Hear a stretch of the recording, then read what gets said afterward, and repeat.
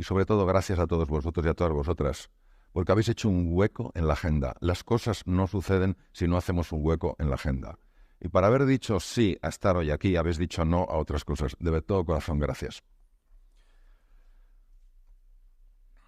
Hoy tenemos un desafío, tenemos que parar el tiempo.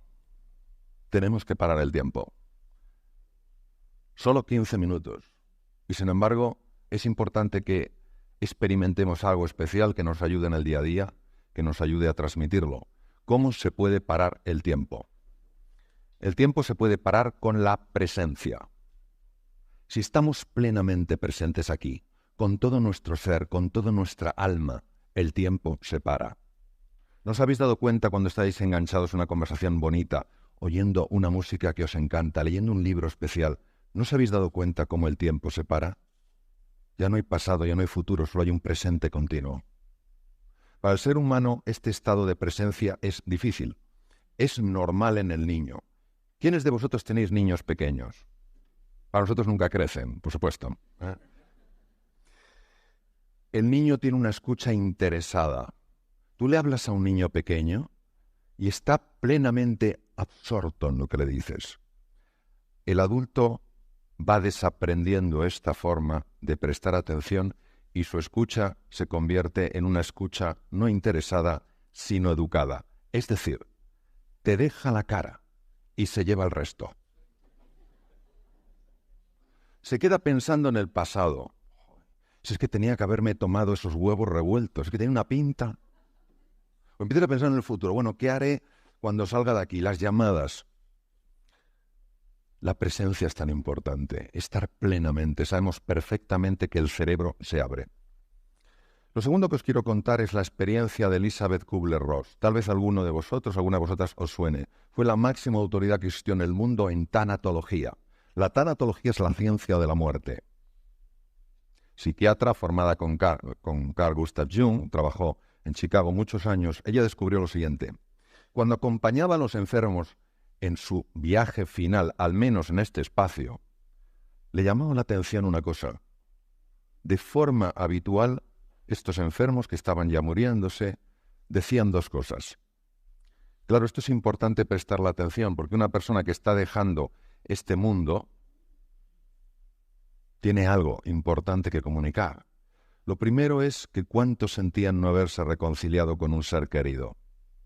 Bajo la perspectiva de la partida, se daban cuenta de cómo cosas pequeñas, insignificantes, tonterías, les habían separado de seres queridos. Lo segundo era, me habría atrevido más en la vida. Me habría atrevido más. No era lamentarse por cosas que se habían atrevido, sino lamentarse por no haberse atrevido. Y entonces la cuestión es, ¿por qué no nos atrevemos más? ¿Qué hace que nos cueste salir de la llamada zona de confort, traspasar el umbral y empezar el camino del héroe o de la heroína? ¿Qué lo impide? Pues lo impide algo muy sencillo. Yo tengo un amigo al que quiero muchísimo, Fernando. Fernando un día entra en su casa y ve a su hija pequeña, intentando rellenar una circunferencia, ¿vale? La tiene que rellenar de un color. Y observa a su hija y la ve súper tensa. Ahí dice, ¿qué haces, hija? Dice, papá, estoy rellenando esta circunferencia. Notó su cara de crispación, su tensión, su falta de disfrute. Y le dijo, ¿qué pasa? Te noto. Papá, es que no me puedo salir del redondel. No me puedo salir. ¿Y por qué no? ¿Para qué no me puedo salir? Porque me ha dicho que no me puedo salir. Hija, intenta salir, papá, que no puedo. Pero el hombre, Fernando, era un hombre comprometido, es un gran explorador. Y dijo, hija, inténtalo un poquito. Y la niña se salió un poquito con sensación de horror. Dice, un poquito más. Y lo intentó un poquito más. Y de repente la niña empezó a salirse y a dibujar fuera de ese redondel. Dijo, papá, si es una estrella. Papá es una flor. Papá es un sol. La niña entera se relajó. Empezó a sonreír. ¿Qué estamos haciendo? ¿Por qué en una ocasión el director del Instituto del Cerebro en Milán dijo, genio se nace y a imbécil se llega. ¿Qué hacemos? ¿Qué hacemos? Porque una persona levantó la mano y dijo, profesor, que hay entre medias. Dijo, el sistema educativo. Veréis, ya en el siglo XVII, un empirista escocés llamado David Hume dijo que nacemos con una tabula rasa. La mente es una tabula rasa. Es cierto que nacemos con la capacidad de aprender, pero no hay ningún conocimiento intrínseco. Es decir, somos un cubo vacío. Y dejadme que os haga una pregunta. Si tú ves un cubo vacío, ¿qué es lo que te apetece? Llenarlo. De ahí a conocimientos. Y más erudición. A ver, yo recuerdo con sufrimiento y dolor haber estudiado a los reyes visigodos. Solo me acuerdo de uno, el rey Wamba, porque le mató un oso. Y aquello a mí me impresionó. Que te mate un oso, es una pasada, siendo rey además. Esto es la pera. Pues nunca me he olvidado. Es decir, no me he olvidado de lo que he experimentado, no de lo que he almacenado en mi cabeza. A ver si la mente no va a ser un cubo que hay que llenar, sino un fuego que hay que encender. A ver si el problema es que cuando un niño entra en el sistema educativo, y esto es responsabilidad de todos, esto no es señalar con el dedo a una persona. Ya lo decía Gandhi, cuando señales con el dedo a una persona, acusándola, no te olvides de que 3 dedos te señalan a ti. Esto es responsabilidad de todos. Pero como entramos en el sistema educativo y no hay una búsqueda del talento que hay en el interior de ese ser humano, porque nos vemos como cubos vacíos, la gente sale del sistema educativo y como no se ha identificado su talento fundamental, llegan a pensar que no tienen ningún talento. Bien. ¿Por qué vale la pena salirse del redondel? Porque veréis, esa zona de confort que es el redondel, que genera enorme tensión muchas veces, pero que al fin y al cabo te acomodas a esa tensión, no es donde se crece. Donde se crece y se evoluciona es fuera del redondel, fuera de la zona de confort. Y además esto tiene una plasmación tremenda en el funcionamiento del sistema nervioso central, una de mis grandes pasiones. Veréis, cuando uno sale del redondel, cuando la vida te saca, como nos ha sacado a todos, la crisis, la situación de crisis, el ser humano hace inmediatamente una valoración. Una de las valoraciones que puede hacer al salir de su redondel es, esto es una zona peligrosa, a ver lo que me puede suceder, no sé cómo manejar. Esto es importante que lo conozcáis, porque se sabe perfectamente, sobre todo con estudios hormonales y de neuroimagen, de imagen cerebral, que cuando una persona percibe una zona como amenazadora, se produce un riesgo en el funcionamiento, un cambio en el riesgo del funcionamiento cerebral. ¿Verdad que si viniera un tigre hacia mí, no tendría sentido que empezara a decir, ¡buah! Analicemos esta situación con cuidado? ¿Qué proceso de negociación puedo emprender? Busquemos, eso sí, una alternativa creativa. Hay que pensar en el largo plazo. El tigre me vería y diría, me lo voy a comer y además es imbécil. Porque bajo el patrón, el mecanismo de supervivencia, solo hay 3 respuestas posibles, que es huir corriendo a lo bestia, es atacar si entre el tigre y yo está un hijo mío, o está mi mujer, o un ser querido, o quedarme bloqueado. Pero no penséis que el bloqueo es me voy a quedar quietecito porque a lo mejor no me he visto. Eso no engaña ni un mosquito. Es una parálisis absoluta. Esas 3 reacciones tienen sentido ante un depredador, porque a lo mejor me ve paralizado, en mi caso me salvó la vida en la selva del Amazonas de un jaguar, y no me atacan. Tal vez me confundió con un tronco, o tal vez me encontró correoso, no lo sé. Pero el caso es que no me comió. Bien, pero fijaros, esos 3 mecanismos, atacar, ponerte irascible, ponerte agresivo, ponerte violento, quedarte bloqueado o huir, no resuelven nada cuando estás fuera del redondel. Sin embargo, si cuando estás fuera del redondel dices, estoy fuera del redondel, me siento inquieto, es normal, he salido de mi zona conocida, pero seguro que hay algo de valor aquí, se activa de manera natural otro mecanismo llamado mecanismo de adaptación. Y os voy a decir lo que se ha demostrado con el mecanismo de adaptación. Yo tengo 55 años y hace 37 que entré en la Facultad de Medicina y recuerdo muy bien mi paso por psicología. La personalidad de un ser humano está definido a los 7 años de edad. Como hablaban, el talento tienes eso.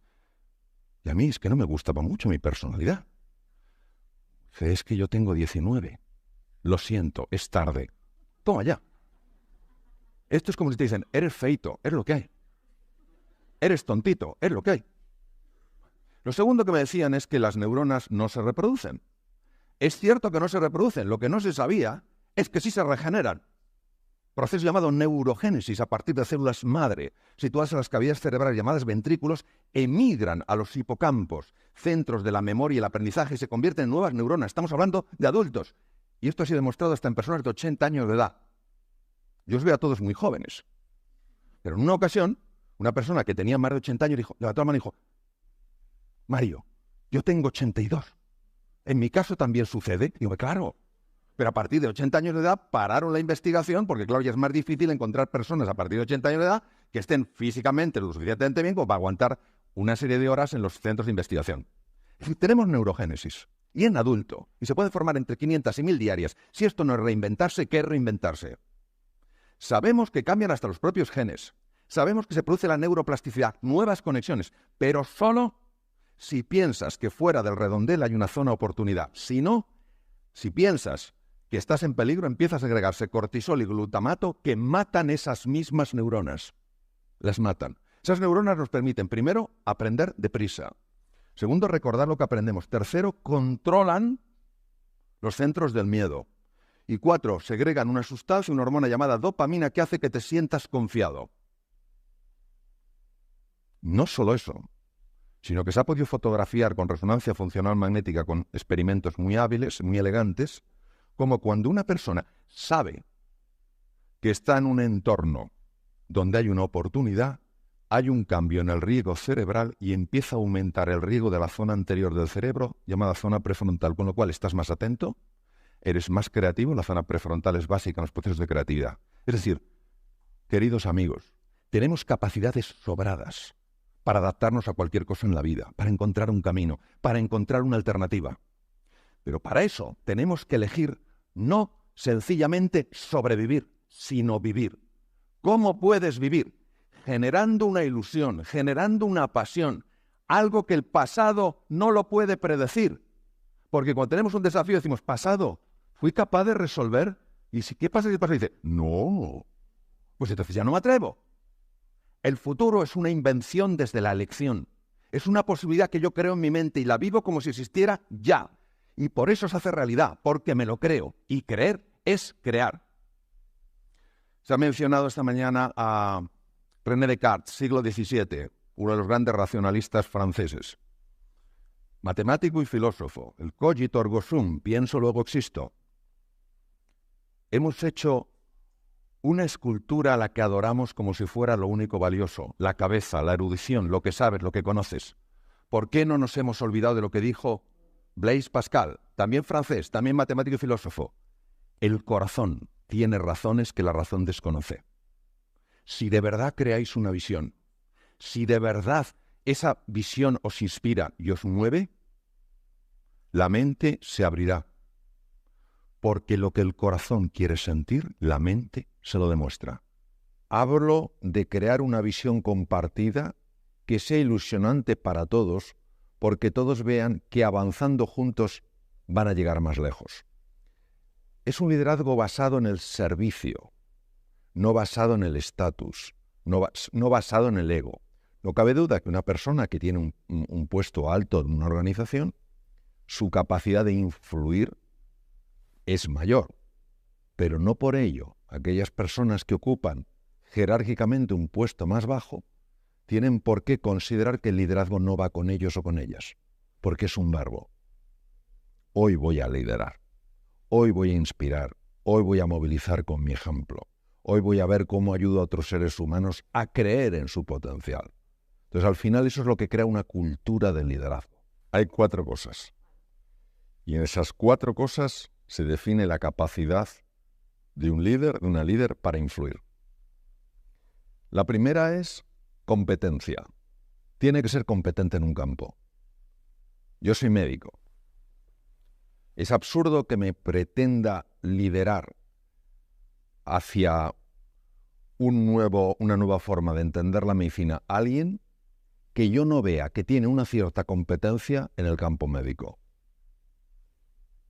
Porque yo diría, ¿cómo me quiere llevar a este campo si no sabe nada? Entonces, lo primero que tiene que tener es competencia. Yo reconozco que esa persona es competente, es decir, no simplemente tiene una opinión, ¿no? Yo tengo una opinión, no.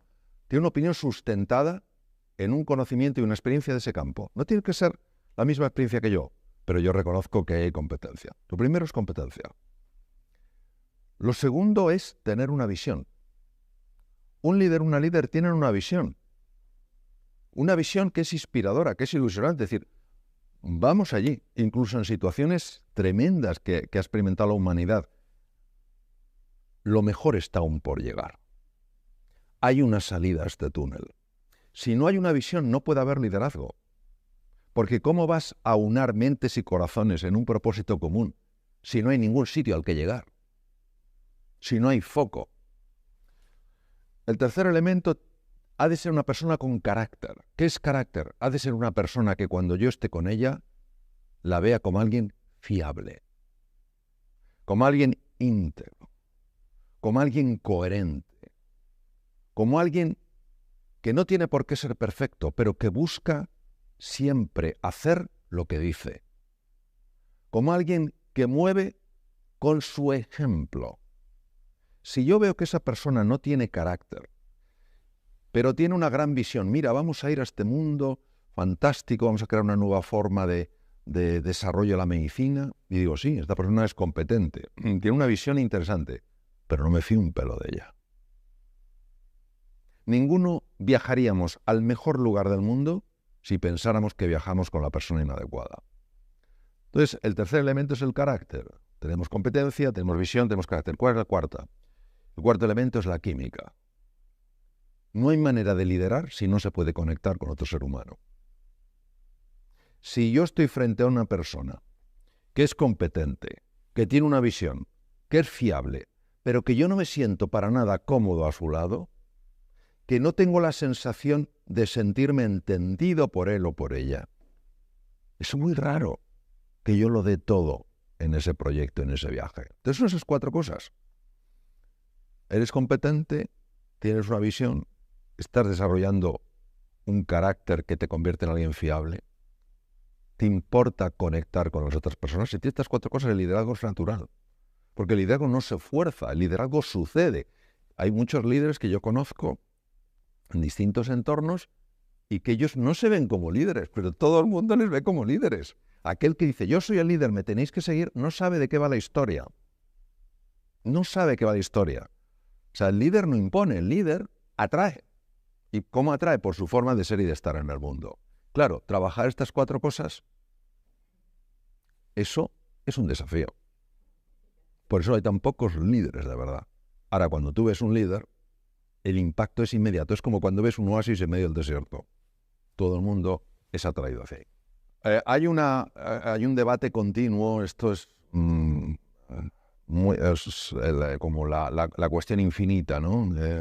Nace, se hace... Lo que sabemos es lo siguiente. Hay personas que nacen ya con una capacidad más desarrollada que otros para influir. Su forma de hablar, su forma de mirar, su forma de hacer frente a los desafíos, hace que otras personas consideren admirable esa forma de estar. Y se ve en niños muy pequeñitos. Uno de mis maestros, el profesor Davidson, demostró que existen características cuando se nacen que hacen que, de alguna manera, una persona sea más atrevida en la vida. No podemos imaginarnos un líder que no sea atrevido, que no, una mujer que no sea atrevida y decir, es una líder. No, tiene que haber ese elemento de riesgo. Ahora, también sabemos, gracias sobre todo a los conocimientos modernos de neuroplasticidad, que hay una capacidad entrenable enorme, de tal manera que cuando uno toma conciencia de que todos somos llamados a ser líderes, no para aparecer en periódicos o en televisiones, sino para ayudar a otros seres humanos a alcanzar su potencial, alguien que aparentemente nació con menos capacidades para liderar puede llegar a niveles sorprendentes. Un ejemplo muy clásico es el de Gandhi. Mohandas Gandhi, Mahatma quiere decir alma grande, que os llamaba, pero su nombre es Mohandas Gandhi. Él ejerció la abogacía No ganó un solo pleito. Él ejercía como abogado, se formó en Londres, ejercía como abogado en Bombay. No ganó un solo pleito. ¿Por qué? Porque para un abogado es fundamental en un pleito tener retórica, capacidad de convencer, capacidad de influir. Un hombre pequeñito, delgado, encogido, con una voz callada. Pero en un momento determinado él se dio cuenta, cuando fue a Sudáfrica para ayudar a un pariente suyo con un problema legal, se dio cuenta de que hacía falta un resurgir, un renacer, un reinventarse. Cayó en la cuenta y el hombre empezó a transformarse, y alguien que no movió a un solo juez con su palabra, movió un mundo entero con su forma de ser y estar en el mundo. Entonces, ¿qué quiere decir? Que esto es así. Es decir, ser líder o no ser líder no es una definición. Es una posibilidad de ser y de estar en el mundo. Pues aquella persona que dice, yo no nací líder, yo nací seguidor. Bueno, lo que decía Henry Ford, tanto si lo crees, y si crees que puedes o crees que no estás en lo cierto, si tú mismo ya... Pero claro, es muy importante hacer énfasis en este tema. Uno no lidera para mandar. Uno lidera para servir. Pues claro, no. Yo quiero ser líder para tener seguidores. No tiene ni idea de lo que es un verdadero líder. Esa persona quiere mandar. El concepto de reinventarse es complejo de explicar con palabras. Entonces voy a utilizar una imagen. Y de hecho fue la misma que utilicé en la portada del libro Reinventarse tu segunda oportunidad. Un gusano tiene una forma de ser y de estar en el mundo. Se arrastra, tiene un color, tiene unas patas, tiene un determinado número de ojos, y para él es posible una serie de cosas, pero no son posibles otra serie de cosas. Por ejemplo, para un gusano es posible arrastrarse por el suelo, subir por una ramita, pero no es posible saltar de rama en rama sin caer al suelo. Llega un momento en el que algo en el gusano le dice que es el momento del despertar. Entra en esa estructura, en su noche oscura, y despierta una posibilidad que estaba dormida y que era la posibilidad de volar. Cuando el gusano se transforma en mariposa, siendo el mismo ser, ya no tiene la misma forma de ser y de estar en el mundo. Lo que para el gusano era imposible saltar de rama en rama, para la mariposa ahora es fácil. De hecho, la mariposa tiene algo que físicamente es distinto. El gusano tiene alas, es más, tiene un número de ojos diferente, número de patas diferentes. Cuando yo hablo de reinventarse en relación al ser humano, hablo de aflorar la verdadera realidad del ser. No quién te crees que eres, no cómo te has definido toda la vida, no cómo te ha definido la sociedad, sino en base a quién eres en realidad. La reinvención es un proceso, desde mi punto de vista y desde mi experiencia, apasionante, sencillo, pero nada simple, porque implica abrirse a que dentro de ti hay talentos, recursos y posibilidades que ni siquiera se te han pasado por la cabeza. Y estamos más cómodos en el juicio, en la etiqueta que nos hemos puesto, aunque esa etiqueta sea profundamente dolorosa. Esa es la paradoja de los seres humanos. Muchas veces, en lugar de vivir plenamente, vivimos vidas de callada desesperación, pero pensamos que no hay nada más. Reinventarse fue un libro que yo lo escribí para inspirar a otras personas, sobre todo en momentos de dificultad laboral, social, personal, de salud, para abrirse a que dentro de ellos había algo de excepcional grandeza. Hoy, en medicina, se sabe que cuando eso empieza a aflorar, el cuerpo empieza a mejorar y llega a curarse de enfermedades muy graves. Y esto no es algo esotérico. Muchas de estas cosas yo lo he aprendido en centros médicos en Estados Unidos. Es decir, no es algo esotérico, tal cual. No, es una realidad. Pero preferimos seguirnos definiendo como siempre nos hemos definido. Preferimos no atrevernos a salir de nuestra zona de confort. Preferimos el mal conocido que el posible bien por conocer. Entonces lo que pasa, que lo dicen, no, yo es que soy una persona mediocre. Tú no naciste para ser mediocre. Tú naciste para la grandeza. La grandeza no es el éxito, el ganar una fortuna, el que la gente te señale, este es muy importante. La grandeza es vivir de acuerdo a quién eres. Y no hay un solo ser humano que en su interior no tenga grandeza. La mayor parte de los seres humanos, intuyo, sospecho, que se mueren con la música dentro. Nunca la han oído sonar. Yo trabajo mucho con personas en el mundo del emprendizaje. Y hay dos conceptos, uno que es el entrepreneurship y el intrapreneurship. Entonces, a veces se piensa que el ser un emprendedor es montar tu propia empresa. Yo creo que puedes ser un emprendedor en tu empresa, aunque no la hayas creado tú. Trabajes de lo que trabajes, aunque tengas el trabajo más sencillo. ¿Y cómo eres un intraemprendedor? Dando iniciativas, haciendo propuestas de mejora, viendo de qué manera lo que hay puede ser llevado a otro nivel. Nadie que no piense que en su interior hay creatividad, inteligencia, capacidad de aprender, se atreverá a mirar más allá de lo inmediato.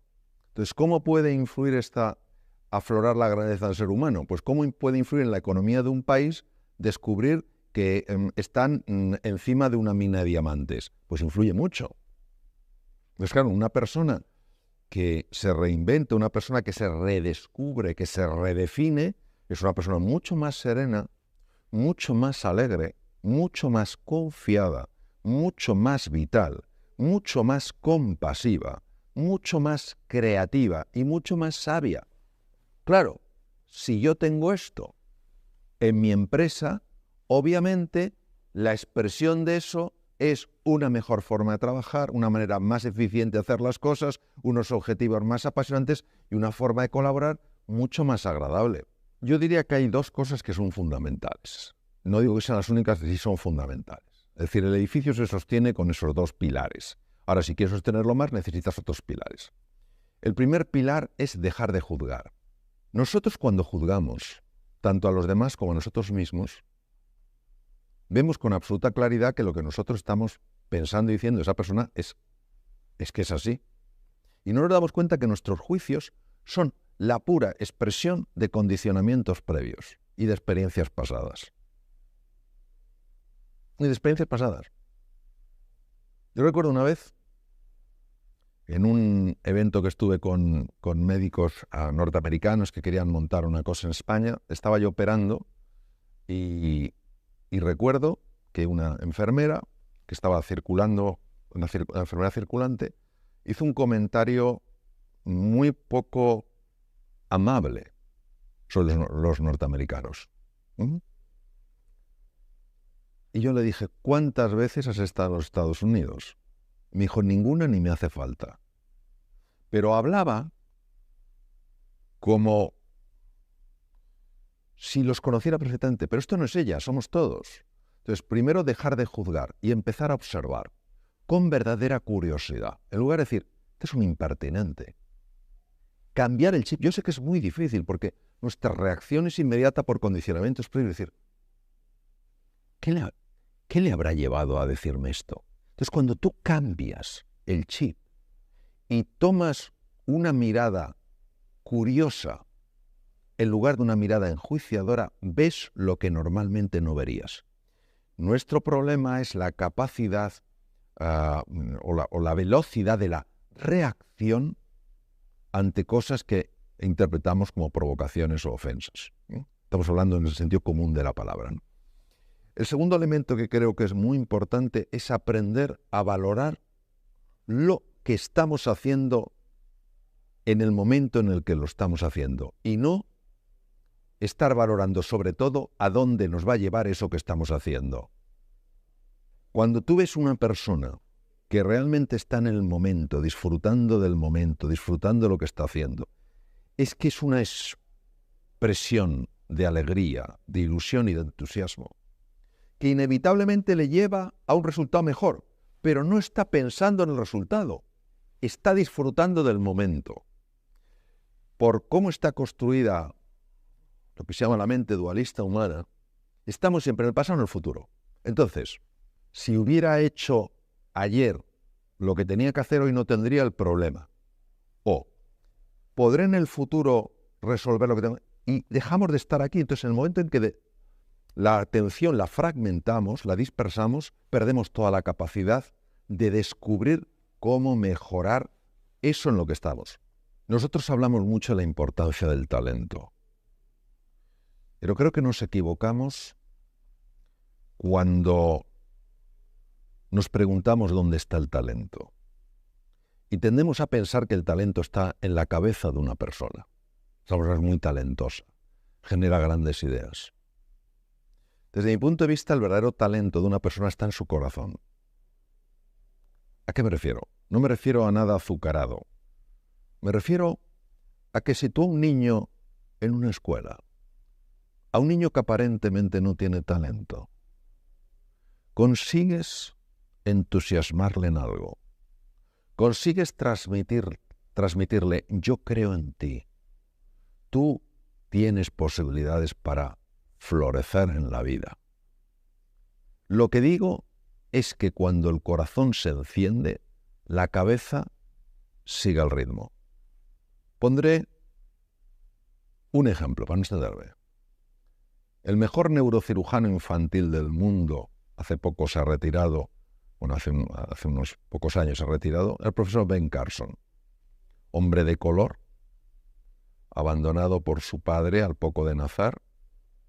Vivió en Detroit, yo he vivido en Detroit, una ciudad con un enorme componente de violencia. Una persona con todas las cartas necesarias para acabar en una prisión. Chico violento, apodado el tonto de la clase de Dummy Boy. ¿Cómo es posible que este chico sin recursos se convirtiera en el mejor neurocirujano del mundo, neurocirujano infantil del mundo, jefe de departamento en la Johns Hopkins en Baltimore, Maryland, y la persona que diseñó operaciones neuroquirúrgicas que nadie en el mundo se les había ocurrido cómo hacerlas y que dieron solución a problemas hasta entonces inabordables? Porque su madre y su profesor de ciencias creyeron en él.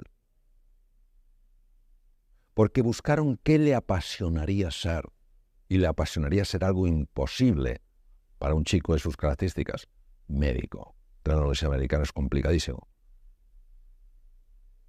Y mantuvieron la fe en él hasta que esa fe que los demás ponían se quedó en su corazón y su corazón empezó a despertar a su cerebro, y el tonto de la clase acabó el número 1 de su escuela, uno de los 2 mejores estudiantes de todo el estado, fue becado por la Universidad de Yale, los mejores del mundo, y acabó haciendo la residencia en neurocirugía en la Johns Hopkins y siendo el jefe de neurocirugía infantil con apenas 30 años y convirtiéndose en el mejor neurocirujano infantil del mundo. Es decir, el talento está en ayudar a los demás a creer en sus posibilidades y ayudarles a encontrar su camino. Mientras sigamos pensando que el talento es una cosa solo de la cabeza, este es el listo de la clase. No, la cabeza y el corazón van unidos, lo que el corazón quiere sentir, la mente se lo muestra. Pero nuestra cultura a esto le presta poca atención. Y cuando vemos un niño que se sale, cuando era un niño tremendamente limitado, decimos, ha tenido suerte, no indagamos, no profundizamos. ¿Qué ha ocurrido en esta relación? ¿Qué ha hecho que sea diferente?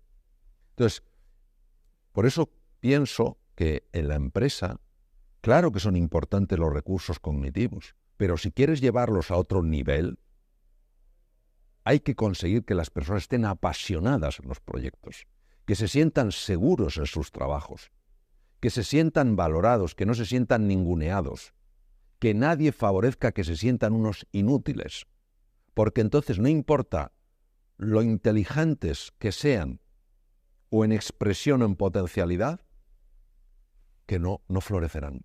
Yo creo que el futuro de las relaciones laborales es el mismo que el futuro de la humanidad.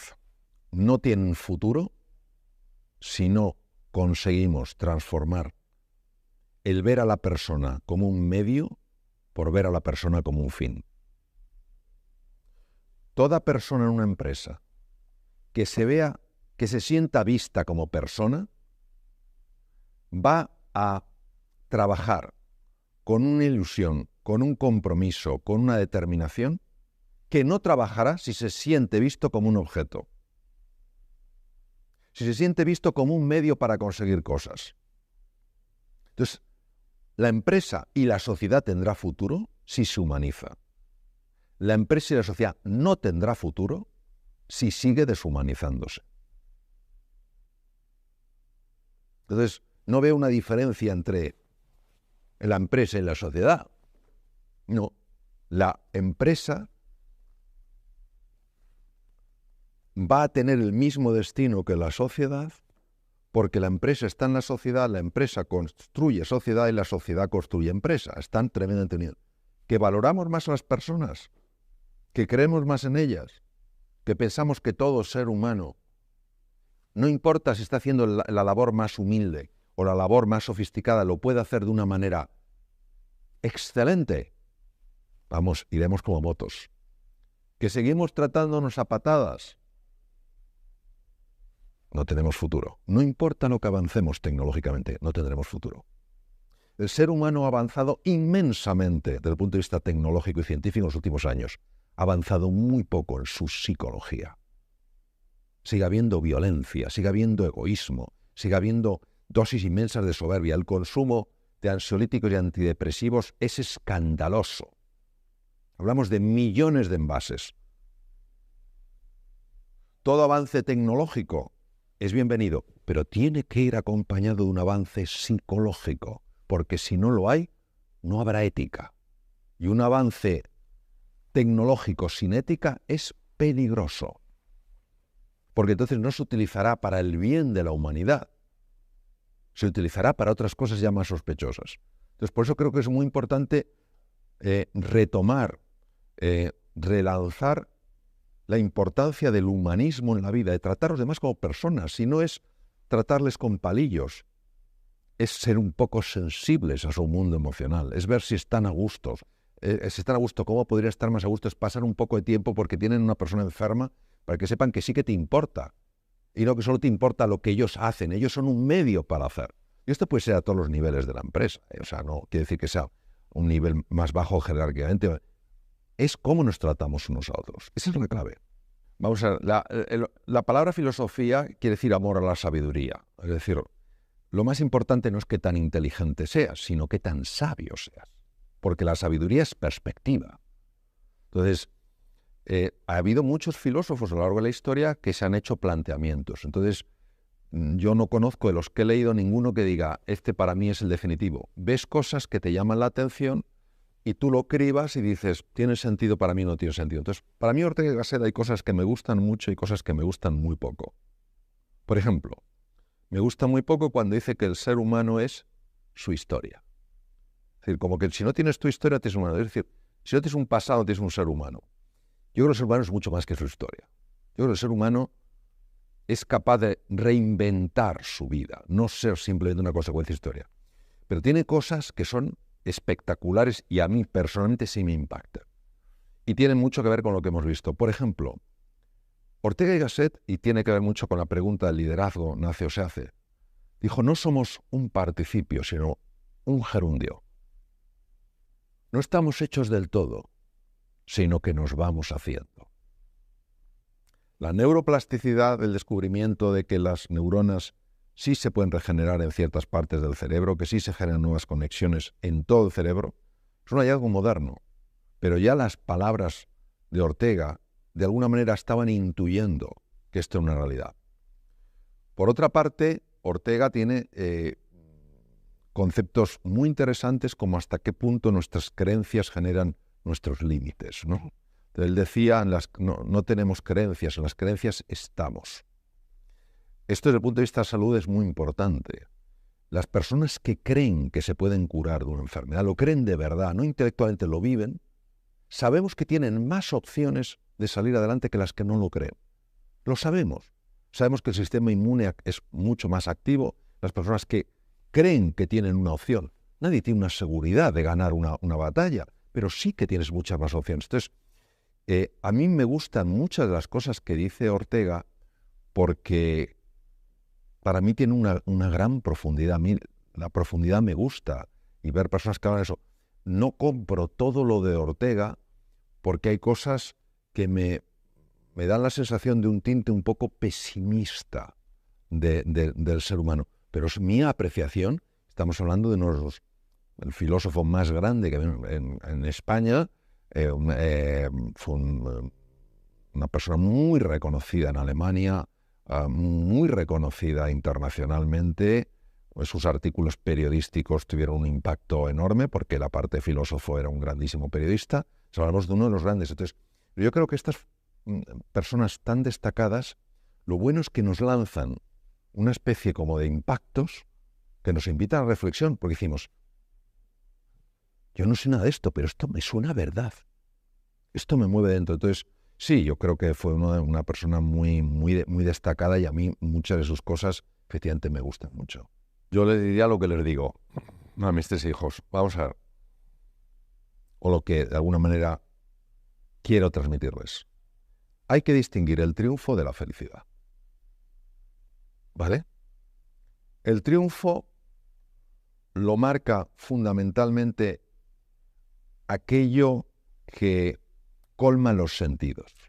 Es decir, si yo puedo viajar en un buen coche, viajar cómodo en un avión, llegar a los sitios y que me reciban con afecto, etcétera, etcétera, esto obviamente es agradable a los sentidos. Si lo que como está frío, está duro, si viajo en un avión donde tengo las rodillas en la boca, llego a un sitio y me ignoran como si fuera un perchero, esto obviamente para los sentidos no es agradable. Nuestra sociedad marca lo que es el éxito, lo que es el triunfo. Y el éxito, el triunfo que marca es fundamentalmente ser una persona importante. Una persona que tiene éxito es porque es alguien importante. ¿Cómo sabes que es importante? Porque es reconocido, porque es una persona que realmente no tiene angustia económica, porque una persona... Entonces aquí es donde llama la atención lo siguiente. Hay personas que desde el punto de vista social no tienen éxito, pero se les ve muy contentos, se les ve alegres. No hablo de personas que estén en el sueño del opio. Hablo de personas que transmiten una alegría, transmiten una ilusión, y dices, bueno, esto que resulta hasta, entre comillas, ofensivo. Diciendo, oye, pero vamos a ver, tú eres un fracasado. Y hay personas muy reconocidas y que por dentro están hechas polvo.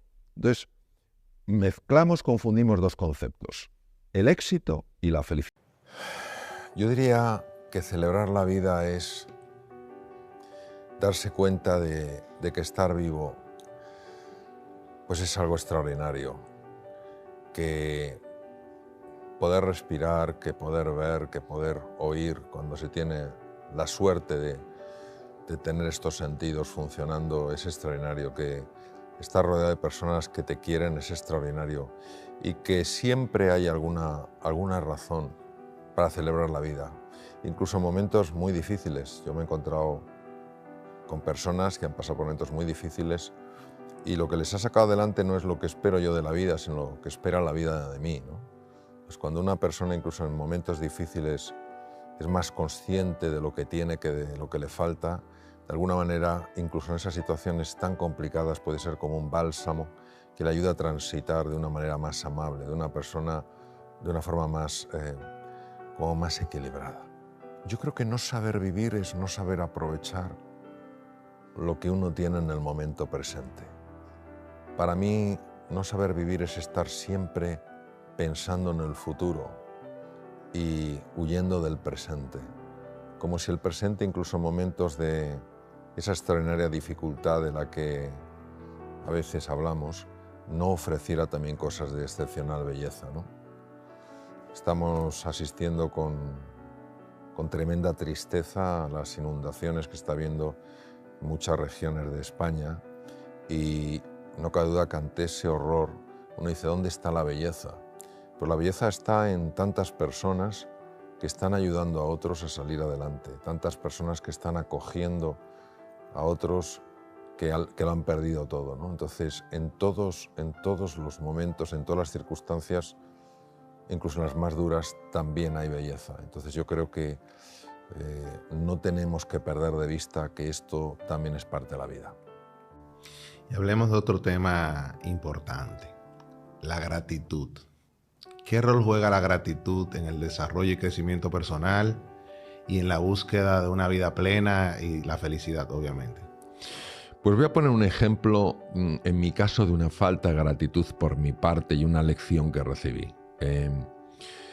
Yo he colaborado en un programa que se llama El Camino Interior, es el Camino Santiago, que es muy conocido a nivel mundial, y tiene una serie de capítulos donde una serie de personas hacemos una etapa y vamos hablando con el director del programa, que es Miguel Ángel Tobías, vamos hablando sobre distintas cosas del viaje interior, porque cuando uno ha hecho el Camino Santiago, parte del Camino Santiago, hay un viaje exterior precioso, porque es un paisaje, Galicia es maravillosa y en general España es precioso y puedes salir de distintos sitios, pero no cabe duda que se mueven cosas por dentro. Yo lo he experimentado y es verdaderamente sorprendente, ¿no?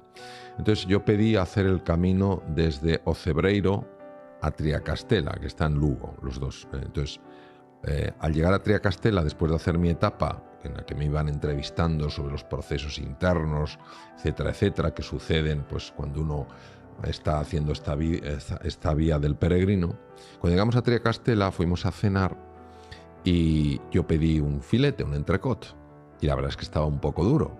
Y dije, esta carne está dura. Y el director, Miguel Ángel, me miró con una sonrisa y me dijo, Mario, no hay carne dura, hay falta de hambre. Wow. Y en ese momento yo me quedé pensando y dije, el problema no es que la carne esté dura o no, que para mi paladar tal vez lo esté. El problema es que no estoy sabiendo apreciar que hay mucha gente en el mundo Se mataría por eso. que nunca podrá comer este entrecot. Entonces, la gratitud es, yo creo que, un ejercicio necesario para saber valorar lo que se tiene. Y es impresionante la investigación que se ha hecho sobre la gratitud y el impacto en la salud, porque se ha demostrado que la gratitud produce algo en el sistema nervioso que genera un equilibrio tal que la tensión arterial se regula mucho mejor, personas diabéticas, los niveles de azúcar se gestionan mejor. Es decir, no cabe duda que el ser humano, cuando vive en la gratitud, tiende a estar más sano que cuando vive en la queja. Y es una estrategia muy sencilla, muy útil, muy estudiada en hospitales de la talla, la Clínica Mayo en Rochester, Minnesota, donde tú antes de acostarte, o sea, antes de dormirte, recuerdas 3 o 4 cosas por las que te sientes agradecido y vas a ver cómo las encuentras. O sea, uno da por hecho que todo el mundo ve. No, hay mucha gente que es invidente, o que todo el mundo oye. No, hay mucha gente que no puede oír la música ni puede oír la voz de sus hijos. Hay mucha gente que da por hecho, pues eso, que lo normal es tener un techo en el que cubrirse. Hay mucha gente que no. Entonces, cuando vamos empujando nuestra atención para darnos cuenta no de lo que nos falta, sino de lo mucho que tenemos, entonces pasan cosas. Entonces, acostarse con este gesto de gratitud, que lo llegas a notar como sensación, es decir, no es un ejercicio intelectual, es una experiencia sensorial. Y cuando te levantas por la mañana y dices, ¿de qué estoy agradecido? Pues yo voy a decir una cosa que es como muy sencilla. A lo mejor que te has levantado sin ningún dolor. Hay gente que se levanta todos los días con dolores. Tiene lo que se llama dolor crónico. Todos sabemos lo que es levantarte y tener dolor de cabeza, o que te duele un diente, o que te duele una rodilla. Y sabemos cómo te afecta. Hay gente que todos los días se levanta con dolor. Y aún así, muchos de ellos, a pesar de eso, sonríen. Entonces, sencillamente para que nos demos cuenta de que la gratitud es una forma de ser y estar en la vida, que no solamente hace que estemos mucho mejor por dentro, desde el punto de vista afectivo, sino que además tiene un impacto clarísimo en la salud. Yo quiero dar un testimonio a partir de un video que vi donde hablabas del tema de la gratitud. Pues empecé a incorporar la práctica de hacer un ejercicio de gratitud a primera hora de la mañana y al final del día. Interesante como el mismo ejercicio produce resultados diferentes. En la mañana, cuando hago el ejercicio de gratitud, me lleno de energía y me lleno de empuje a afrontar todas las circunstancias del día. Cuando lo hago en la noche, me relaja y me da mucha sensación de paz. Claro. Entonces, el mismo ejercicio en momentos diferentes te genera un beneficio impresionante. La verdad que no quería dejar de mencionarlo porque es algo que ha cambiado mi vida y que te lo agradezco muchísimo. Me parece maravilloso. Hablemos un poquito de la mentalidad de abundancia. Un mundo donde la escasez percibida es prácticamente la norma. ¿Qué tan importante es la mentalidad de abundancia y por qué tenemos que tratar de desarrollarla? La mentalidad de abundancia se desarrolla cuando tú entiendes que el universo es por naturaleza abundante. Yo quiero que nos imaginemos dos personas a las que les gusta el dulce y tienen una pequeña tarta, un pastel, y se están peleando a ver quién se come el pedazo más grande. Esto corresponde a una mentalidad de escasez, es decir, para que yo tenga, tú no tienes que tener. Esta es la base de la avaricia, no de la ambición, sino de la avaricia. Es decir, para que yo tenga más, tú tienes que tener menos. Esto llega a un punto en el que no hay suficiente para calmar la avaricia, ¿no? Entonces, ¿dónde está la mentalidad de abundancia? La mentalidad de abundancia es cuando uno mira alrededor y observa que hay una cocina, que hay todo tipo de ingredientes, que hay todo tipo de aparatos y todo tipo de recetas para hacer los mejores pasteles del mundo. Entonces, en ese momento dejan de rivalizar y empiezan a cooperar. La mentalidad de abundancia no puede estar sobre la mesa si no hay una disposición a cooperar.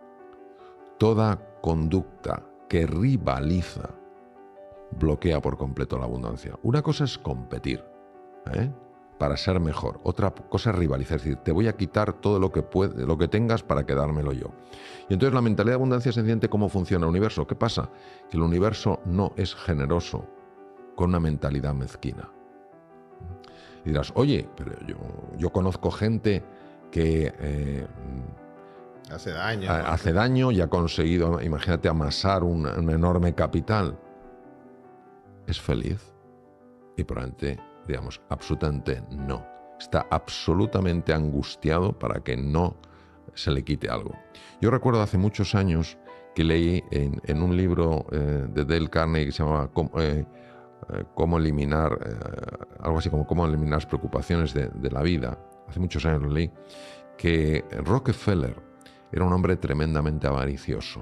Entonces, en una ocasión, o sea, él tenía que acumular más y más dinero. En una ocasión tenía que cruzar un barco suyo con un determinado cargamento el lago Michigan. Entonces, él se encargó de no asegurar el cargamento porque, según los reportes que recibía, el lago Michigan estaba en calma. El lago Michigan es como un mar, es inmenso. Pero en medio de la travesía se enteró de que había cambiado las condiciones del lago y ahora había unas olas tremendas. Y que posiblemente el barco se hundía porque las olas eran brutales. Entonces rápidamente se las arregló para asegurar el barco, aunque de una manera un poquito curiosa, ¿no? Sí. Dando por hecho que el barco se hundía y que perdía el cargamento. Bueno, llegó al otro puerto sin ningún tipo de problemas. Y entonces tuvo una crisis de ansiedad por haber pagado el seguro cuando tenía que haberlo pagado. El resultado es que, según comentaba Carnegie en este libro, Rockefeller empezó a tener ciertos problemas digestivos y llegó a desarrollar úlceras en el estómago. Se llaman úlceras de estrés. Es la úlcera de Cushing, que se llama, descrita por el gran neurocirujano norteamericano Harvey Cushing.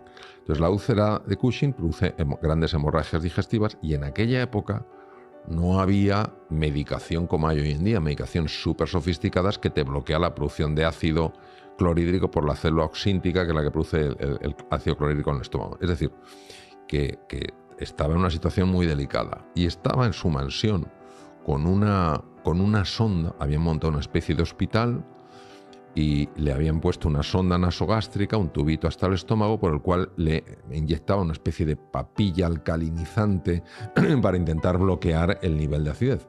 Y parece ser que en ese momento Rockefeller tuvo como un breakthrough, un momento de, dijo, el hombre más rico del mundo tomando una comida que despreciaría un mendigo, que no funciona en mi vida. Yo creo que la mentalidad de abundancia es aquello que uno descubre cuando piensa en el bien de los demás, cuando no solo piensa en el suyo.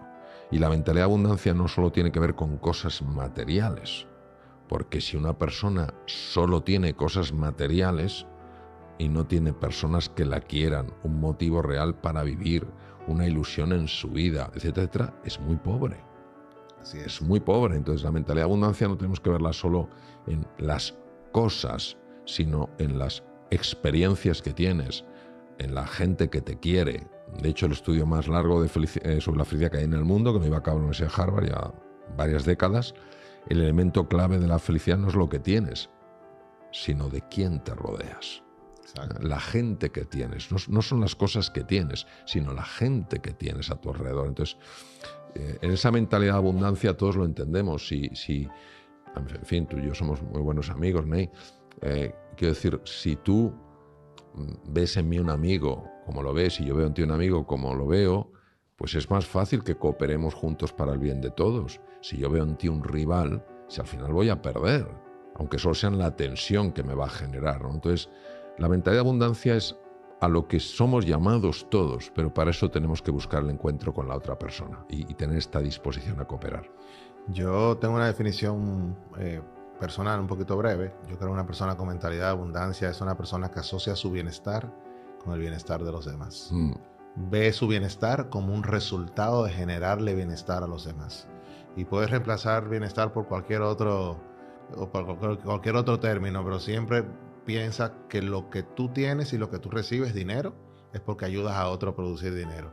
Y así sucesivamente. Salud también lo mismo. Yo creo que el principio de abundancia es el de dar, partiendo de la premisa de que todo lo que des lo vas a recibir multiplicado. Sí. No sé si tú estás de acuerdo. Sí, no, yo creo que es una forma mucho más escueta y directa el explicar lo que es el principio de la abundancia. Así lo creo, sí, lo comparto. Y hablemos un poquito del estrés. Yo creo que es algo que es inevitable en la vida, sobre todo en el mundo acelerado en el que vivimos. Sin embargo, deben haber formas, primero, de cómo gestionar este estrés, pero más que gestionarlo, evitar que nos impacte en nuestra salud y bienestar. ¿Puedes darnos algunos consejos alrededor de eso? Sí, claro que sí. Lo primero, tenemos que superar una gran confusión que hay incluso hoy en día con el tema del estrés, porque equiparamos estrés con enfermedad. Lo mismo que equiparamos ambición con avaricia. No es lo mismo. Lo mismo que equiparamos a veces competir con rivalizar. Son dos cosas distintas. La vida sin estrés sería físicamente imposible. Es decir, los mecanismos del estrés no están por un capricho de la naturaleza, sino por una necesidad para ayudarnos a estar bien. Por ejemplo, los mecanismos de estrés se ponen en marcha cuando una persona percibe un peligro a su integridad física. Si no existieran mecanismos de estrés, nosotros no hubiéramos sobrevivido los 2,5 millones de años que lleva la especie Homo sobre la Tierra, ¿no? Si nosotros en un momento determinado no tuviéramos estrés, no tendríamos la motivación para alcanzar determinadas metas y conseguir determinados objetivos. No tendríamos la capacidad para superar determinadas pruebas porque el estrés tiene que aflorar determinados recursos. Por tanto, el estrés en su conjunto no es malo, es una reacción del organismo que incluye la dimensión física, la dimensión mental, emocional, relacional, etc., ante una novedad. Por tanto, vamos a hacer una distinción entre lo que es la forma útil, positiva, beneficiosa del estrés y lo que es la forma negativa. ¿Qué es la forma negativa de estrés? De hecho, tiene un nombre distinto, se llama distrés. Lo mismo que la forma positiva se llama eustrés. Estas son dos palabras que inventó el padre de todo el estrés, el profesor austriaco Hans Selye. Entonces, el eustrés está muy bien quedándose donde está. Porque en ese momento en España decimos nos ponemos las pilas, nos ponemos más atentos, tenemos más energía, hay una mayor liberación de adrenalina. Esto es muy típico, por ejemplo, en cirugía. En cirugía, siempre que haces una intervención, sobre todo si son intervenciones complicadas o intervenciones de urgencia, tienes un punto de eustrés. Y ese punto de eustrés te ayuda a estar mucho más enfocado, no estar distraído, eres mucho más rápido, tienes más agilidad, no te cansas. Yo he hecho operaciones de 9 horas seguidas, una única operación, y no te crees el nivel de aguante físico que puedes tener prácticamente sin moverte, porque el cirujano opera de pie, no se sienta como un oftalmólogo, como un neurocirujano, ¿no? Entonces, ¿qué es el distrés? El distrés es la forma crónica de estrés, es decir, no hay recuperación. Es decir, un cirujano, después de hacer una operación larga, tiene que descansar, tiene que recuperarse. Un ejecutivo, después de llevar a cabo un proceso complicado, una reunión difícil, en fin, todas estas cosas, tiene que descansar. Una persona que está estudiando en la universidad o en el colegio, después de un tiempo de intenso, tiene que descansar. Un padre, una madre que están dedicándose a sus hijos y les requiere muchísima dedicación, por el momento que tienen que descansar. ¿Qué es el distrés? El distrés es cuando tú quitas esos periodos de recuperación. Hoy sabemos que el gran problema en nuestra sociedad es que no hay procesos de recuperación. Estamos constantemente experimentando picos de estrés. Y esta forma de estrés es diferente hasta desde el punto de vista bioquímico, porque si bien hay cierto nivel de adrenalina, empieza a hacerse como dominante una hormona diferente que es el cortisol. Y el cortisol, liberado de esta manera, de forma constante y con cifras que pueden ser 20% superior a lo normal, es muy dañina al organismo. Entonces, esto es lo primero que tenemos que reconocer, que hay dos formas. Y que nos hemos acostumbrado a considerar que el estrés es siempre malo cuando es el distrés. Por tanto, ¿qué es lo primero que yo recomendaría a una persona? Lo primero que le diría es lo siguiente. Por más glamuroso que parezca que sea o que es el estar estresado, no es que no tengo tiempo para nada, esto es una ficción, esto es una falacia, esto es una mentira. Una persona distresada, una persona con estrés crónico es una persona cuya eficiencia se reduce de una manera brutal, cuyas relaciones se deterioran, cuya salud física empeora, cuyo estado de ánimo cae en picado. Por tanto, no tiene nada ventajoso. Mira que, Ney, que yo soy una persona que por entrenamiento siempre busco algo positivo en todo. Llevo años estudiando el distrés, hemos hecho trabajos de investigación con el distrés. No he encontrado nada positivo en el distrés. Nada. Entonces, ¿qué quiere decir? Pues que no tiene sentido. ¿Qué podemos hacer? Pues imponernos pausas de recuperación. Entender que la recuperación no es un lujo, es una necesidad. Las vacaciones no son un lujo, son una necesidad. Poder descansar un fin de semana, aunque sea unas horas, no es un lujo, es una necesidad. Y nuestra sociedad no para de inventar nuevos medicamentos para reducir la ansiedad y la depresión y no se va al origen, que es muchas veces la falta de recuperación. Da la sensación que una persona, todos tenemos agendas complicadas, eso no lo podemos negar, pero da la sensación de que la persona más exitosa es la que no tiene un minuto para nada. Bueno, yo creo que esto es un error, que lo compramos con mucha frecuencia, pero no es así. Entonces, yo lo que diría es, hay que buscar momentos de recuperación a lo largo del día. Yo, en lo personal, pienso que más que aspirar al balance, que en mi percepción no existe, lo que tenemos que aspirar es a la compensación. Es decir, van a haber momentos donde tú tienes una conferencia, tienes que preparar la conferencia, vas a hablarle a decenas de miles de personas al mismo tiempo. Es normal que tengas un poco de estrés y que también termines agotado si es una jornada intensa. Entonces, en ese momento tú no puedes estar hablando de balance, no puedes estar hablando de tener todo en equilibrio. ¿Por qué? Porque tienes un reto por delante que tienes que asumir.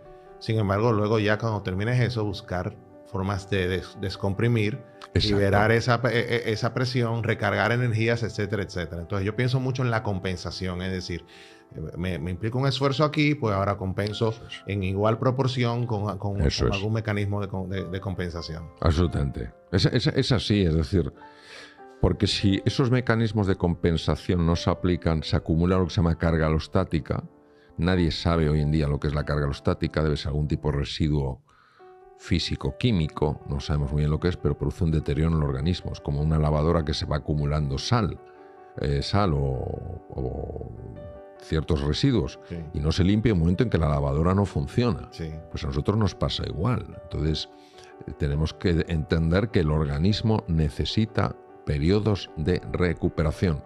Fíjate que si a un animal, el profesor Hans Selye, que fue el que descubrió los mecanismos del distrés, él sometía a las ratas, era su animal de experimentación, las ratas, luego él también trabajó con otros animales, pero fundamentalmente con ratas, a estrés crónico. No sabes las lesiones que les producía, o sea, es impresionante los descubrimientos del profesor Selye, unas úlceras en el estómago, una atrofia de las glándulas suprarrenales por haber sido agotadas por el propio estrés, en fin, todo tipo de problemas. Es decir, tú sometes a un animal a un estrés crónico, un distrés, y le acabas haciendo mucho daño. Pues el ser humano tiene una naturaleza también biológica. No podemos pensar que porque intelectualmente seamos más avanzados, fisiológicamente podemos hacer lo que nos dé la gana. No. Y yo afortunadamente estoy viendo que las empresas esto se lo están empezando a tomar muy en serio. Pero claro, cuando las personas empiezan a romperse, yo me acuerdo hace años, bueno, no tanto, di una conferencia sobre la gestión del estrés para una empresa muy grande, eran ingenieros de muchos países del mundo, y había un pequeño cóctel después y se me acercó uno de los ingenieros y me dijo: Mario, muchas gracias por haber venido, porque es la primera vez que en esta empresa se habla de esto. Ya no podemos más, nos estamos rompiendo. Entonces, wow, yo creo que tenemos que tomarlo en serio. Definitivamente. El propósito. Hablemos del propósito. Quisiera recibir algunas sugerencias tuyas sobre, primero, cómo encontrar el propósito o nuestro propósito y cómo cultivarlo y desarrollarlo. ¿Tienes algunas ideas que puedas compartirnos en ese sentido? Sí, para mí el propósito no responde a la pregunta ¿por qué?, sino a la pregunta ¿para qué? Entonces, yo escribo un libro que se llama El Guardián de la Verdad y la Tercera Puerta del Tiempo, y en la portada, que es una portada como de viajes, pone una frase: ¿para qué has venido a este mundo? O sea, el propósito, descubrir tu propósito es descubrir para qué has nacido. No has nacido por casualidad. Nadie ha nacido por casualidad. Quien se crea que esto que estamos viviendo es fruto del azar, yo le invitaría a que mirara con mayor profundidad. Ninguno hemos nacido por casualidad. Todos hemos nacido para cumplir un plan que mejora este mundo. Voy a poner un ejemplo. Hace unos días estaba en una isla maravillosa que yo quiero muchísimo, que es en Mallorca. Fui a Palma a dar 2 conferencias. Y iba con mi mujer del hotel al aeropuerto, y el taxista era encantador. Y en ese momento llamó una señora y le dijo: ahora no puedo hablar, cariño. Y luego te llaman 20 minutos. Pero súper cariñoso. Pero claro, la llamó cariño y dije: uff, ¿cómo va a ser su mujer? Si tiene una voz de ser una mujer con mucha edad. Y entonces nos contó, es una vecina que tiene 90 años, que había perdido a su marido y había perdido a su hijo, su único hijo, y que en plena pandemia, que no se podía apenas salir, fue a él, él es taxista, para pedirle que le llevara a un supermercado para claro, conseguir algunos productos. Entonces este hombre, cuando hablaba de ella, hablaba con un cariño, hablaba con una ilusión. Entonces, este hombre conduce un taxi, pero ha encontrado su propósito. ¿Para qué está? Pues para ayudar a otras personas a superar sus momentos más difíciles, para que otras personas no se sientan solas. Mira, yo encontré mi propósito siendo joven, cuando en un anuncio en un telediario vi un cataclismo y escuché: los médicos hacen lo que pueden para salvar la vida de los supervivientes, ¿no? Aunque estaban muy heridos. Encontré mi para qué: para reducir el sufrimiento humano. En esta segunda etapa de mi vida, que dejé ya la cirugía hace 22 o 23 años, ¿para qué? Para ayudar a las personas a descubrir quiénes son en realidad y para vivir de acuerdo a quiénes son y no a quienes creen que son. Entonces, el propósito siempre lo encuentras en relación con los demás. Y es una revelación. O sea, el propósito es algo que te es revelado, no es algo, en mi experiencia, que intelectualmente empieces a decir, tienes que hacer el trabajo, o sea, tú tienes que preparar el terreno, pero el descubrimiento de tu propósito, en mi experiencia, es algo que te es dado, de repente lo ves, y es muy difícil que encuentres tu propósito si no está incluido en lo que haces un sentido de contribución. Porque la palabra que más se acerca a propósito para mí es contribución. Siempre que tú estés haciendo una contribución, aunque sea una sonrisa mientras estás atendiendo a una persona en tu comercio, o haciendo un programa que puede ayudar a las personas, o aquí en esta entrevista, pues que algún mensaje pueda serle de ayuda a los que nos escuchen y nos vean. Eso ya estás siguiendo tu propósito, porque eso es lo que realmente le da incentivo a la vida. O sea, si todo empieza en mí y acaba en mí, pues eso se queda un poquito vacío. Si yo veo que lo que hago está ayudando a otras personas, como la felicidad siempre es algo compartido, el bienestar subjetivo es propio de uno porque es el goce de los sentidos, pero la felicidad es el gozo del corazón. No puede haber gozo del corazón sin unión, sin encuentro. Entonces, yo creo que no nos tenemos que obsesionar con el propósito, sí enfocarnos en que todo lo que hagamos tenga una orientación a contribuir, aunque sea de una forma muy sencilla, a hacer de este mundo un lugar mejor. Has mencionado en tu explicación dos palabras que me han llamado la atención: encontrar y revelar, lo cual me hace, o de cierta forma corrobora mi teoría de que muchas veces tenemos ese propósito, simplemente no lo hemos definido, articulado y potenciado en su justa dimensión. O a veces subestimamos nuestras labores y nuestras acciones y no nos damos cuenta del gran impacto que tienen y cómo nosotros estamos cumpliendo un propósito que probablemente no hemos tangibilizado ni escrito, pero está ahí. De hecho, me viene a la memoria una situación que me contaron de un niño con un síndrome de Down, cuya habilidad extraordinaria, porque no puedo calificarla más que como extraordinaria, era que si veía dos personas enfrentadas, las que fueran, se acercaba a una, le agarraba de una mano, se acercaba a la otra, le agarraba de la otra mano y desaparecía en ese momento el conflicto. O sea, wow. Quien no considere que esto es algo extraordinario, se tendría que preguntar por qué se escriben tantos libros, hay tantos cursos, hay tantas cosas sobre cómo manejar los conflictos. Pues aquí tenemos un joven con un síndrome de Down que no es que lo sepa, es que lo sabe hacer.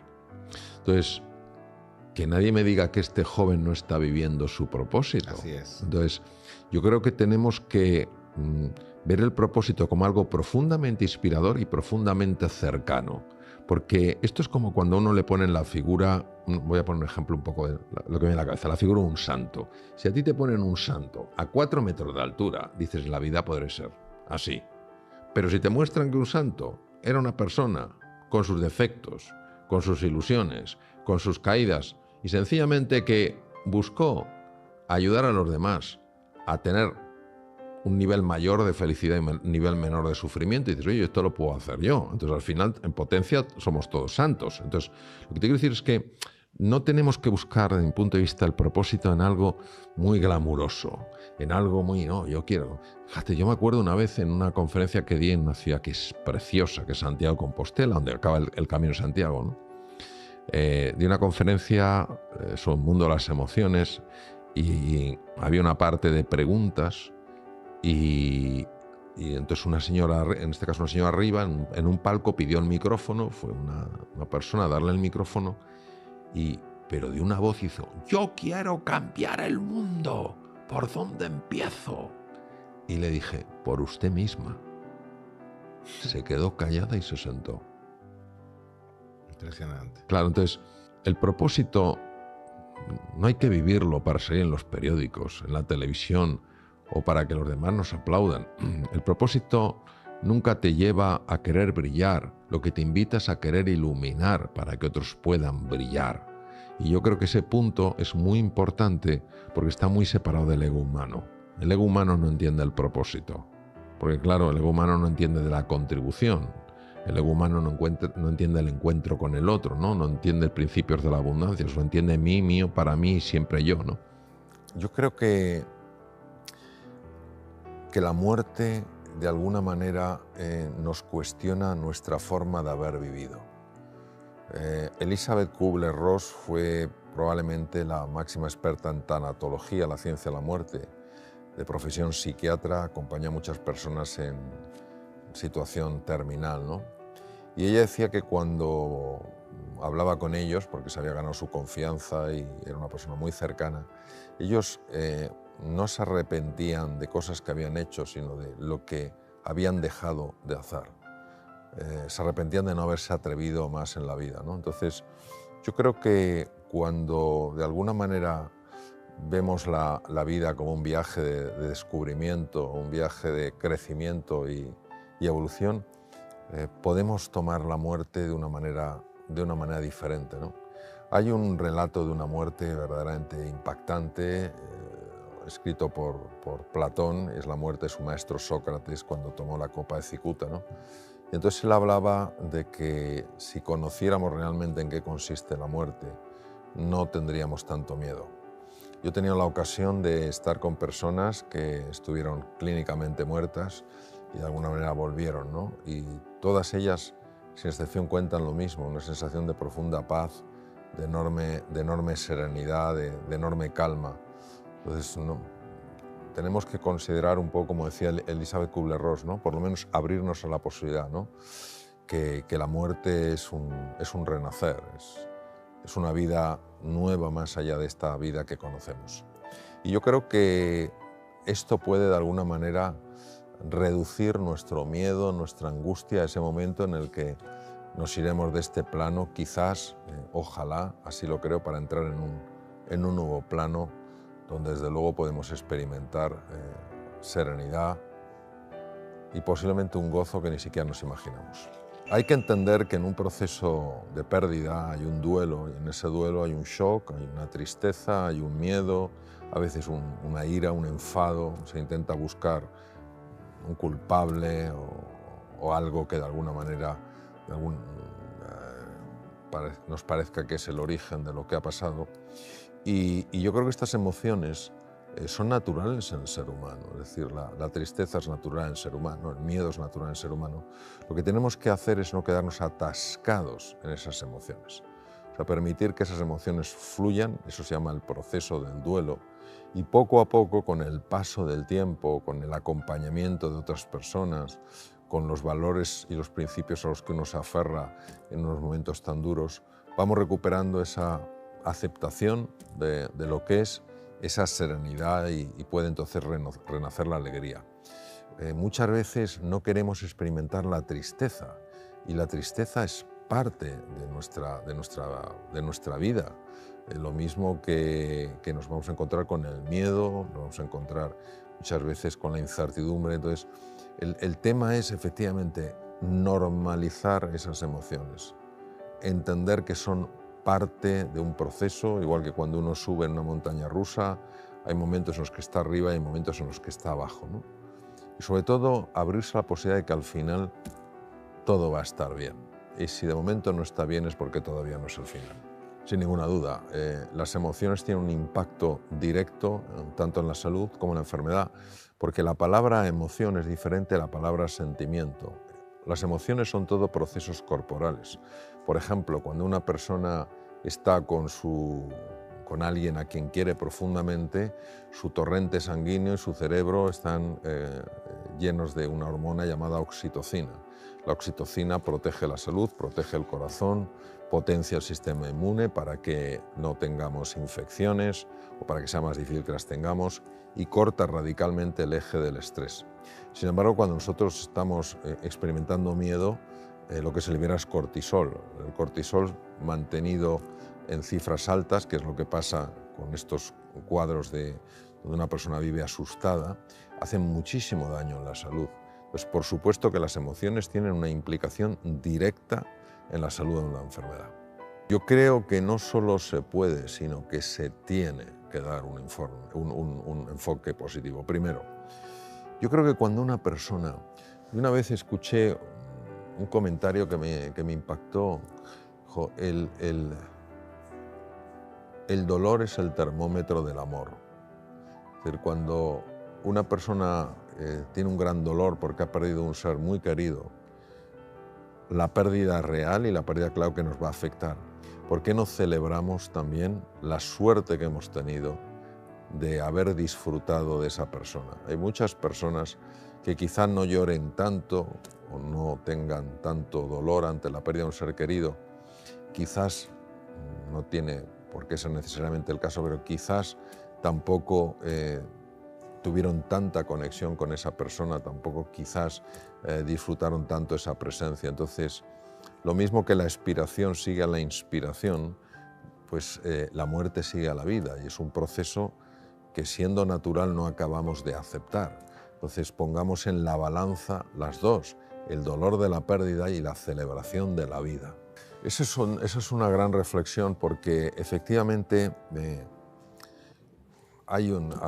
hubo una antigua civilización en México, que se llamaban los toltecas. Los toltecas era un pueblo muy guerrero, las cosas como son, y por eso, como no sabían si al día siguiente iban a estar vivos, se encargaban de que cada día fuera una celebración de su vida. Entonces, es cierto que al no pensar en la muerte, muchas veces dejamos de pensar en la vida. Tenemos la sensación de que es como si la muerte no existiera. Por tanto, si hoy tengo un enfrentamiento con un familiar mío, ya lo resolveré mañana.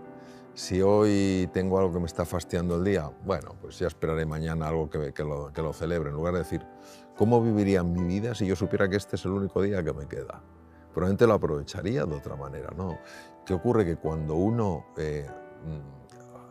saca de su mente la muerte, lo convierte en un tabú, muchas veces se olvida de vivir plenamente. Esta es una pregunta que se hizo también Elisabeth Kübler-Ross y llegó a unas conclusiones extraordinarias. Ella, como médico, trabajó en el Hospital Central de Chicago. Aunque era suiza, se casó con un norteamericano, se fue a vivir a Estados Unidos.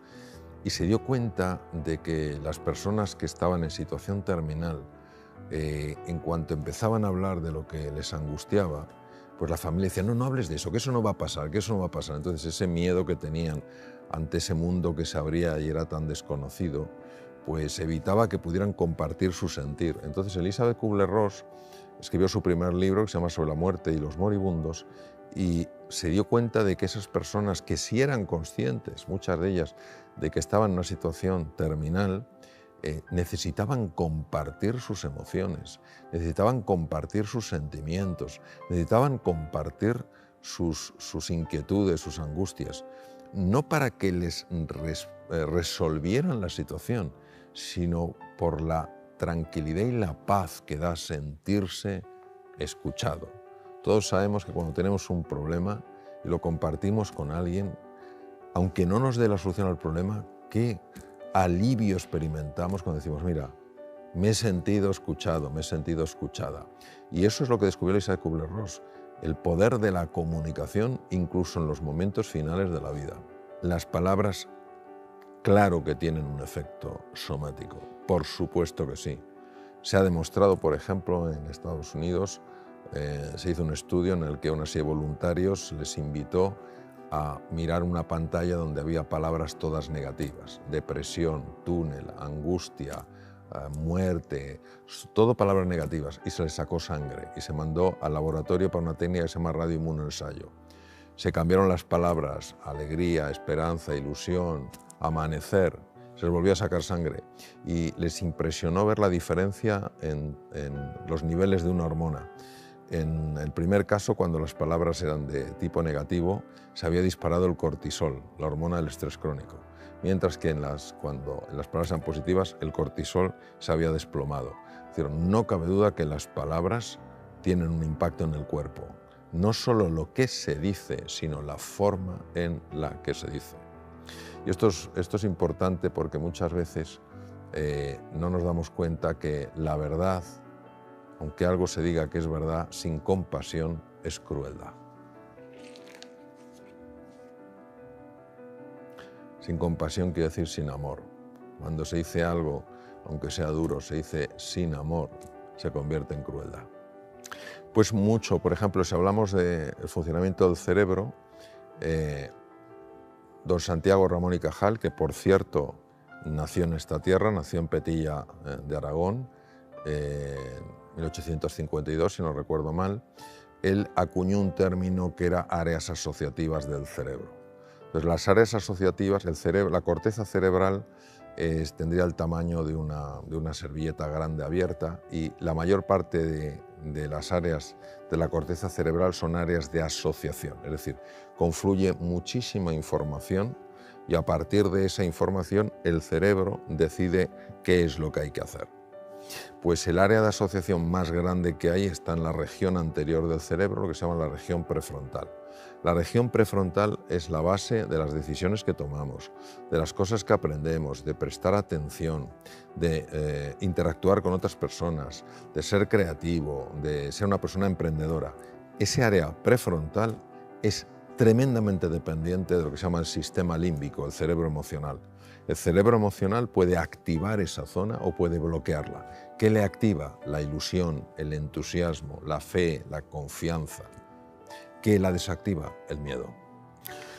Bueno, yo creo que efectivamente si tomamos como ejemplo lo que ha hecho la Fundación Irache, entenderemos que tiene una parte que está conectada directamente con la muerte, ¿no? Con la despedida de esas personas queridas, y sin embargo también le ha dado un enfoque para que la vida esté presente a través de una serie de iniciativas con la Universidad de Navarra, con la Facultad de Medicina, con el Hospital San Juan de Dios, un hospital tan prestigioso, con distintas entidades, ayuntamiento, diputación, etcétera, para que se convierta en algo que, lejos de llevarnos a un mundo sin sentido, el final de la vida parece que no tiene sentido, nos lleva a un mundo con sentido, es decir, algo que tiene un propósito. Entonces es, bueno, pues sencillamente reconocer que la muerte es una realidad y reconocer también que la vida se puede celebrar.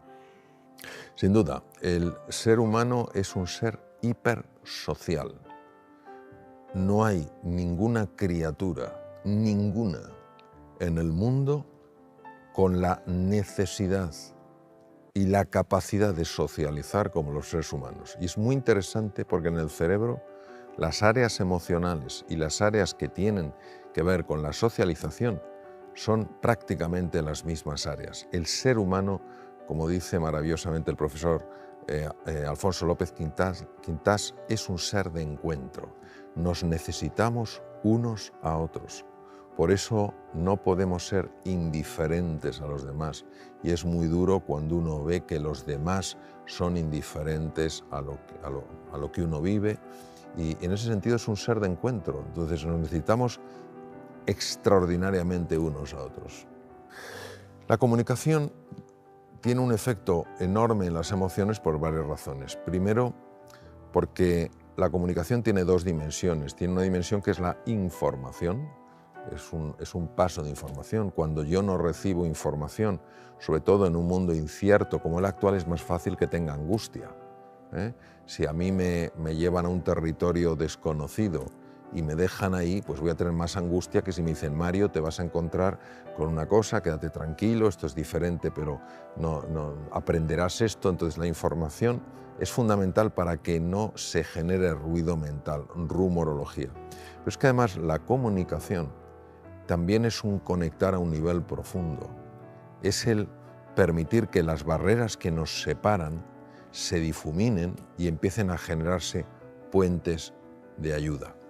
Todos sabemos que hay desafíos muy complejos en la vida y que una persona sola, por inteligente que sea, por capaz que sea, por títulos que tenga, no puede por sí misma resolverlo.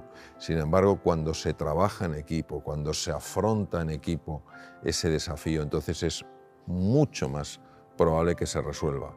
¿Cómo va a formarse un equipo si no hay comunicación? ¿Cómo va a formarse un equipo si no hay un verdadero interés por lo que las personas sienten y necesitan.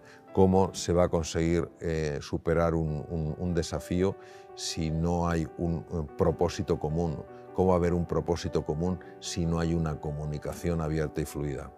Las personas que se dedican a acompañar a otros seres humanos en momentos de pérdida, momentos de duelo, claro que tienen un gran desgaste, porque hay una empatía y hay un reconocimiento de esas emociones, y aunque se busque mantener una distancia de perspectiva, es muy difícil que no te envuelva el dolor de otras personas. Entonces, es fundamental que primero se reconozca la extraordinaria importancia de esta labor. Esta labor habla de personas que tienen un corazón enorme, y esto en una sociedad que se ha vuelto tan dura, yo creo que nos tiene que hacer pensar. Y en segundo lugar, hay verdaderamente que escuchar a estos profesionales, entender lo que sienten y necesitan y buscar los caminos que sean necesarios para que se sientan también ellos acompañados y para que sientan que sus necesidades son cubiertas. No puede ser sencillamente un decir enhorabuena por el trabajo que hacéis, cómo admiramos lo que hacéis, pero no nos interesa saber qué podemos hacer para que vosotros también estéis bien. Eso es insuficiente. Hay que interesarse, no ya preocuparse, sino ocuparse. Pues un sentido de la contribución. Es decir, lo hemos visto muy bien en algunas de los comentarios que han hecho los galardonados, ¿no? Bueno, es un deseo de contribuir para el bien de otras personas, lo mismo que las personas que donan sus órganos para trasplantes, personas que donan su cuerpo una vez que hayan fallecido para estudios anatómicos, etc. Es decir, es un deseo de contribuir, es decir, lo han comentado maravillosamente bien, es hacer un último regalo para que aquellas personas que se van a formar para cuidar a las personas vivas puedan estar mejor formadas gracias a que otras personas, los llamados maestros silenciosos, pues entregaron su cuerpo precisamente para la formación de los jóvenes profesionales de la salud. Es curioso porque probablemente el músico más reconocido que hay en el mundo es Mozart. Se puede visitar la casa de Mozart en Salzburgo, todo el mundo ha oído hablar de la genialidad de Mozart, y sin embargo Mozart no fue enterrado en un sitio público con otro montón de seres humanos, y uno se pregunta cómo es posible que el músico más grande de la historia no tenga su propia tumba. Pues esto yo lo extendería hacia cualquier ser humano. Yo creo que cualquier ser humano, por su propio linaje, tiene una grandeza, aunque viva en la calle, aunque no tenga recursos y aunque fallezca en un parque. Y por tanto, todos a nivel social tenemos que ser sensibles de que lo que una persona es no tiene nada que ver con lo que tiene. Aunque una persona no tenga nada, ni tenga un sitio para dormir, ni tenga un lugar para descansar, sigue siendo un ser humano y por tanto tiene la misma dignidad que podría tener un Mozart.